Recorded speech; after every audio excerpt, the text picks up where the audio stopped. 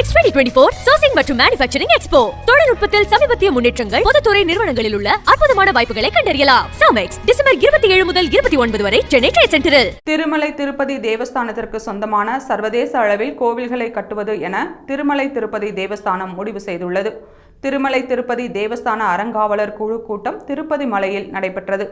அறங்காவலர் குழுவின் தலைவர் PR நாயுடு தலைமையில் நடைபெற்ற கூட்டத்தில் பல்வேறு முக்கிய தீர்மானங்கள் நிறைவேற்றப்பட்டன. அவற்றில் முதலாவதாக ஆந்திர முதல்வர் சந்திரபாபு நாயுடுவின் ஆலோசனையின் அடிப்படையில் சர்வதேச அளவில் ஏழுமலையானுக்கு கோவில்களை கட்ட மற்றும் தேவஸ்தானத்திற்கு சர்வதேச அளவில் சொத்துக்களை ஏற்படுத்த முடிவு எடுக்கப்பட்டது.